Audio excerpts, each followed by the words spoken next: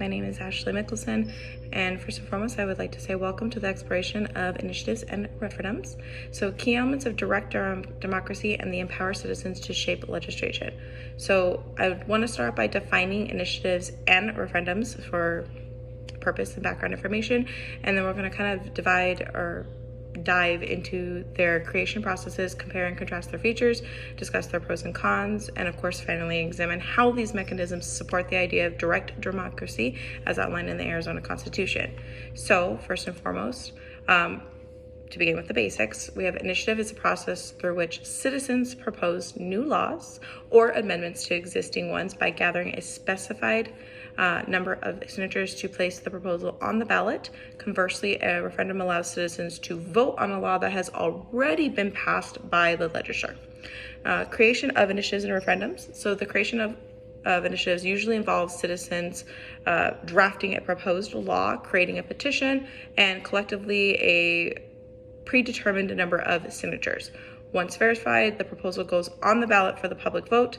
Referendums, on the other hand, come into play when a group of citizens petitions to challenge a law enacted by a legislature, which is forcing it to a public vote. So in comparison, there are a few differences between these two democratic tools. So initiatives are proactive endeavors initiated by citizens to propose entirely new laws or amendments, putting the power of law creation directly into the hands of the public.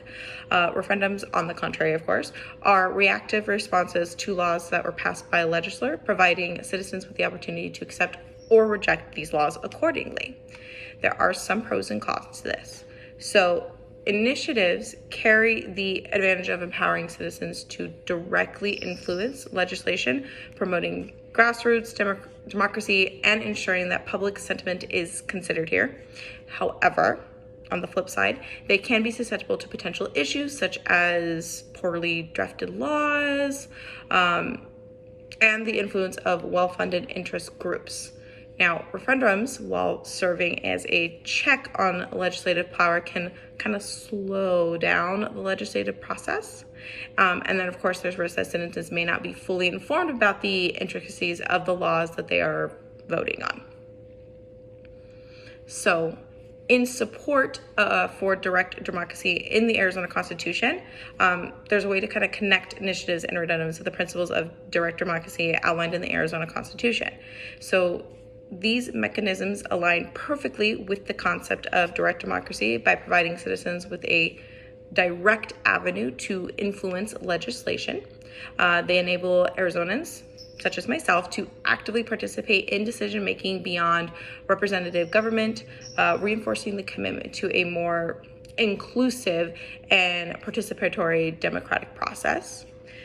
So in conclusion, initiatives and referendums stand as powerful tools in the hands of citizens, allowing them to shape the legislative landscape directly.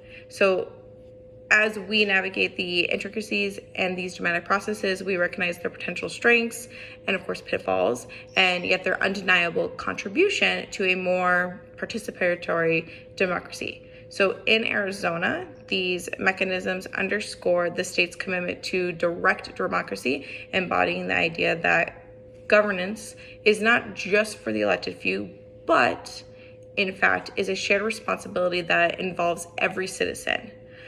So I'd like to say thank you for allowing me to do this exploration of initiatives, referendums, and the democratic spirit that animates them. Thank you.